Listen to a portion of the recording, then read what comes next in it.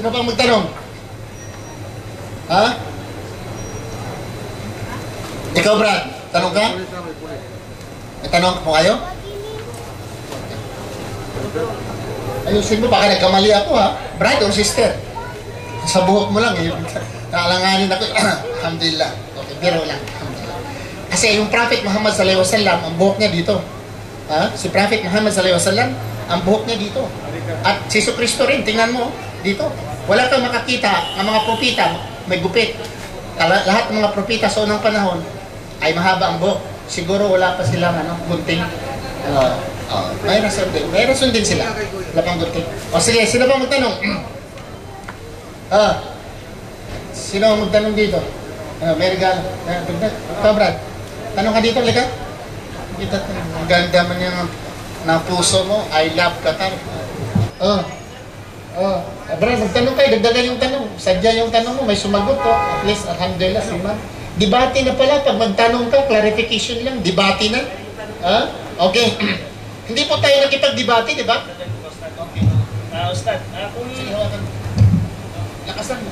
Hawakan. Kung si Jesus Christ, isang Diyos, makapangyarihan sa lahat, ba't siya namatay? At saka, Satanas, hindi namatay. Sino makapangyarihan sa dalawa? Parang si Ibrahim ka magsalita. Parang si Ibrahim Romas ka magsalita. Sabi niya, ni brother, kung ang Diyos ay makapangyarihan, ay namatay, si Satanas daw ay hindi namatay. Ang ipalitawin niya, mas makapangyarihan si Satanas. Di po ba? Kasi Satanas, hindi namatay eh. May record ba sa Biblia nga namatay si Satanas? Wala. Pero may record sa Biblia, sabi nila, ang Diyos namatay. Sino ngayon makapangyarihan? Yung si Satanas o ang Diyos? Of course, tayo mga Muslim, hindi tayo maniniwala noon. Dahil ang Diyos talaga, sa Quran at sa Biblia, ay walang kamatayan. Yung mga taong naguguluhan, yun ang nagtuturo ng ganyan. Pero kung babasahin mo dito, kahit sa Biblia, 1 Timothy 1:17, God is immortal. Immortal, ibig sabihin, hindi namatay. Dito sa Quran, Suratul Ikhlas, yung dead, ang Allah ay walang kamatayan. So yun po mga kapatid. Tanong kayo, dagdagan ninyo ang tanong.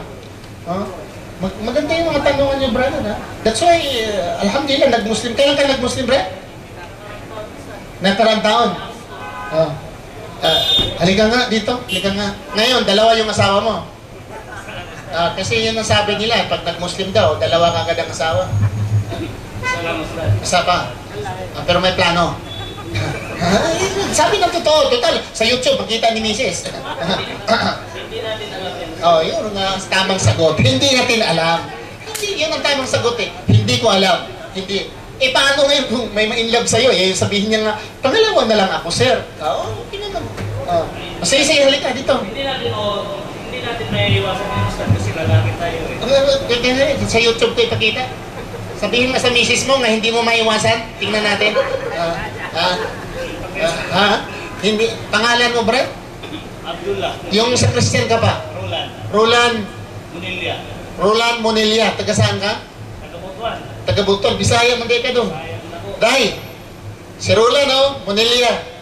Pag may higugma daw niya dito sa Qatar, dito niya mabiyahan. At dito niya malikayan. Pero pagbuot sa Diyos. Nanuman, kahit Kristiyano ka, kung may makagusto sa'yo, di ba si Joseph Estrada? Kristiyano, di ba? Ilan ang babae ni Joseph Estrada? Sila ni Rebilla, di ba? Illegal naman yung Ustad. Illegal sa'yo, legal. Sa akin, ngayon, mga Muslim na ako, illegal sa akin. May plano ka talagang magdalawa yung asawa mo. Okay, sige na. Okay. Kita ka, lasunin ka sa misis mo. Sige na, anong tanong? Sige na.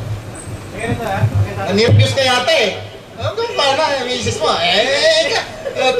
Nagsabi ka naman lang sa totoo, mas maganda yung totoo kaysa hindi totoo, di ba ba? Okay. Ano ang tanong nyo?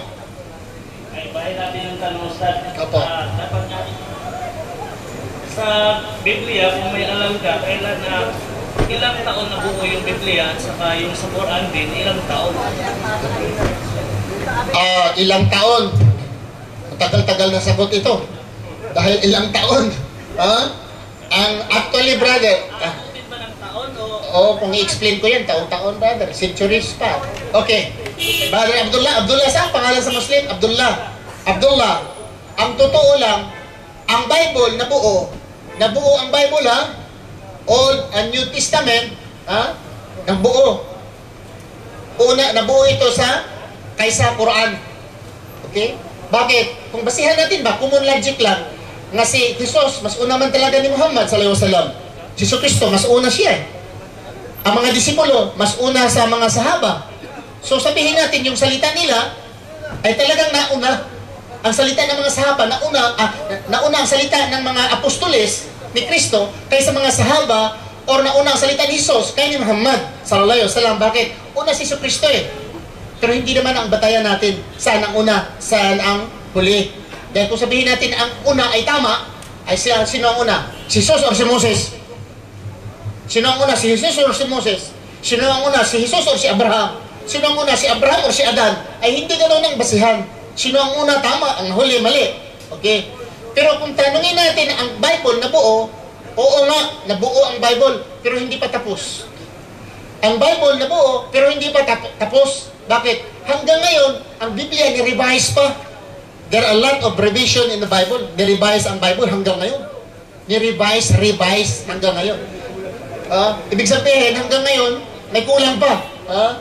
So, ang Quran, wala na. Mula kay Prophet Muhammad sallallahu alaihi wasallam hanggang ngayon, walang dagdag, walang bawas ang Quran. Talagang kumpleto na ang Quran.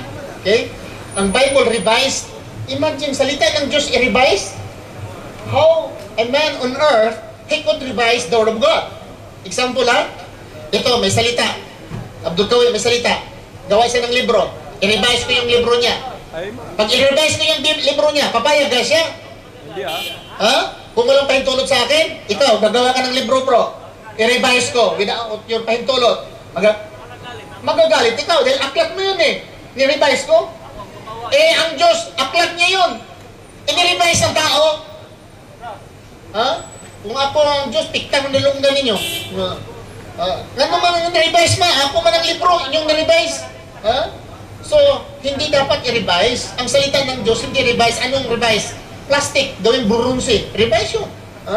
So, hindi po pwede natin i-revise ang salita ng Diyos. Sundin natin ang batas ng Diyos. Hindi natin pwedeng i-revise. Okay. Sige pa, sino pang dagdag tanong?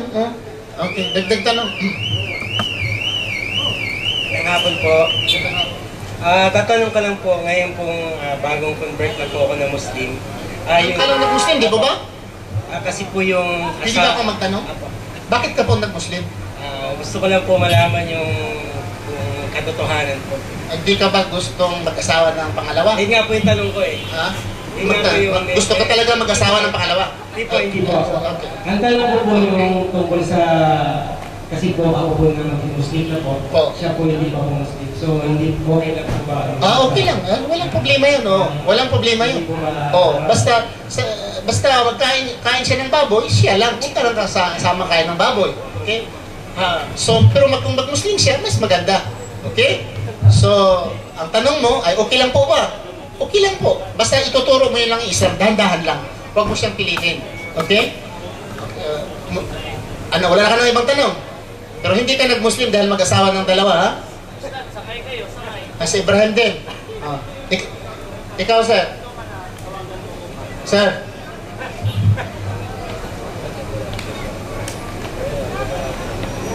Okay. Ako Mr. Bill, nagkakamali ako ng text pati sir. Mamaya pagkatapos ng text. Okay, sino ba magtanong dyan? Okay. Itong may mga dalaga doon, no? Sa nakita ko, masyala magaganda sila. Sige, magtanong sila. Bigyan mo ng regalo. Mga babae ng dalawa. Kahit hindi sila magtanong, sa smile na nila, mabigat na yan. At huwag niyo titingnan yung babae. Ako lang. Ibigay mo, yung isa na lang. Yung magtanong lang, dalawa. Basta magtanong, dalawa. Pero kung hindi magtanong, isa lang bigyan mo. Ayaw nila magtanong. Sige, okay lang, regalo. Okay. Bigyan mo ng isa. Dalawa sila, no? Bigyan mo ng isa. Okay. Iba dito, sa atin. Qatar ito Qatar ito, ha? Mike, hindi siya magtanong. Qatar ito, namimigay kami, sister. Basta makikinig lang, sapat na sa amin. Bibigyan na namin. Basta, babae lang. Bakit? Kasi bihira lang babae dito nakikinig. Kasi kung lalaki, di maubos yung regalo ko, dami ninyo. Oo. Di ba? Oo. Talagang babae lang dito dahil kunti lang. Pero kung may mga katanungan sila, ipasa sa doon, ipasa sa akin, okay lang. Ipasa yung tanong. Okay. Sige, ano bang tanong? Ask this guy. May talagang talaga yun. Halika.